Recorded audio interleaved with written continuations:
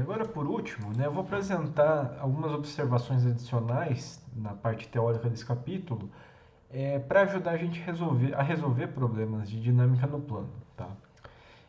Antes, né, quando a gente definiu as equações de movimento, as equações dinâmicas, a gente já colocou que a equação de Euler, né, de somatório de momentos, ela tem diferentes formatos aqui, a depender do ponto em relação ao qual você está calculando o somatório de momentos. Né? Então, a gente tem essas duas equações mais gerais, né? Somatório de momentos em relação a P é momento de inércia em relação a P vezes alfa, mais a massa do corpo vezes o vetor de posição do CG em relação ao ponto P, produto vetorial a P.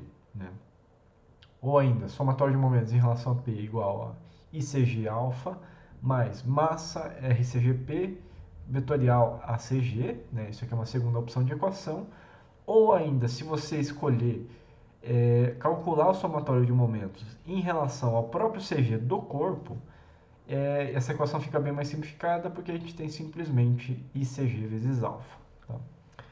Em diversos casos, né, é desejável, né, ou facilita a solução do seu problema quando você aloca o ponto P de forma arbitrária no corpo, ou coloca esse ponto P sem coincidir com o CG necessariamente, né? Principalmente com o intuito de eliminar variáveis, eliminar forças no cálculo de momentos ali. Né?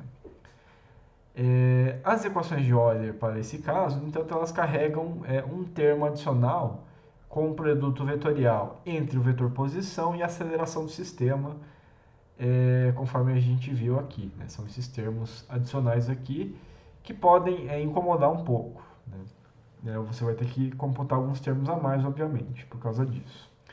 No entanto, né, existem duas situações aqui onde a equação de Euler ela mantém-se bastante resumida novamente. Tá? Então ela fica com um formato parecido com essa terceira versão da equação.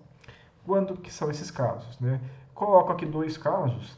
Isso aqui é um trecho de um livro do Merian, de dinâmica, que está nas referências, que eu usei como base para apresentar essa parte, né, essas observações que eu coloco aqui. Então, a gente tem dois casos aqui. Tá?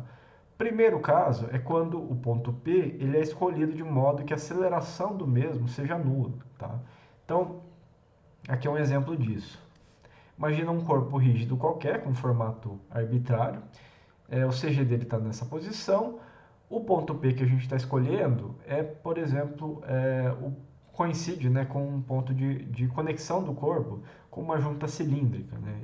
Então, esse corpo aqui ele gira livremente em torno do ponto P.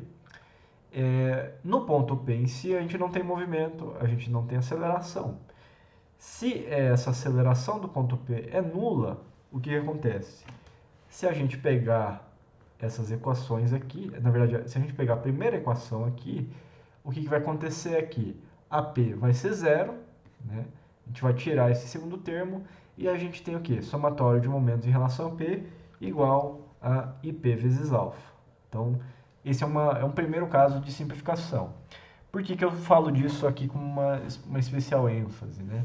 Porque quando você resolver algum problema de dinâmica e precisar aplicar a equação de Euler, é interessante ou você fazer esse somatório de momentos em relação ao CG, ou então tentar achar um ponto que não tenha movimento e fazer o somatório de momentos em relação àquele ponto justamente. Tá? Então já fica a dica aqui, porque esse tipo de problema é bastante comum. Tá? O segundo caso já não é tão comum, mas às vezes é fácil de identificar, é quando o ponto P ele é escolhido de modo que sua aceleração tem uma direção passando pelo CG do corpo rígido. Tá? Então, imaginem aqui que a gente tem um corpo qualquer, cujo CG está nessa posição na esquerda, o ponto P está nessa posição. E a gente verifica que nesse caso, por exemplo, a aceleração do ponto P ela tem a mesma direção, ela está na mesma linha aqui, que o CG. Essa linha de ação da aceleração passa pelo próprio CG. Novamente, né, aqui a gente consegue zerar aquele segundo termo da equação de Euler, tá? E a gente tem de novo somatório de momentos em relação a P igual a IP vezes alfa. Tá? Então eu dou aqui duas situações onde o problema se simplifica, simplifica um pouco, é simplificado um pouco. Esse segundo caso é um pouquinho mais difícil de enxergar, tá? Mas às vezes vai acontecer. O primeiro caso vai ser bastante frequente, tá? Então, é uma dica que eu dou para não ter que computar aqueles termos a mais ali na equação de Euler, né? E muitas vezes a gente consegue chegar nessa equação simplificada, tá?